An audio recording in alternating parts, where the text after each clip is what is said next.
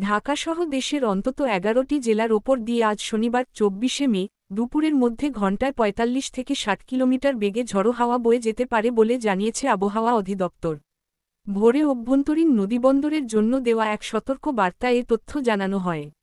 আবহাওয়া বার্তায় বলা হয়েছে, ঢাকা, ময়মনসিংহ, ফরিদপুর, খুলনা, বরিশাল, পটুয়াখালী, কুমিল্লা, নোয়াখালী, চট্টগ্রাম, কক্সবাজার এবং সিলেট অঞ্চলের ওপর দিয়ে পশ্চিম ও উত্তর-পশ্চিম দিক থেকে ঘণ্টায় ৪৫-৬০ কিলোমিটার বেগে দমকা অথবা ঝড়ো হাওয়াসহ অস্থায়ীভাবে বৃষ্টি বা বজ্রসহ বৃষ্টি হতে পারে। এই পরিস্থিতিতে এসব এলাকার নৌবন্দরগুলোকে ১ নম্বর সতর্ক সংকেত দেখাতে বলা হয়েছে।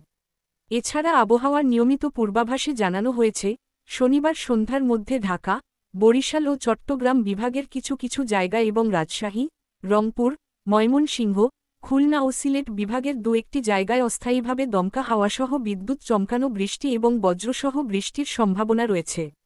আবহাওয়াবিদরা জনগণকে সতর্ক থাকার আহ্বান জানিয়েছেন এবং অপ্রয়োজনে খোলা জায়গায় বের না হতে পরামর্শ দিয়েছেন। বিশেষ করে নদীপথে চলাচলরত নৌযানগুলোকে যথাযথ সতর্ক মেনে চলার নির্দেশ দেওয়া হয়েছে।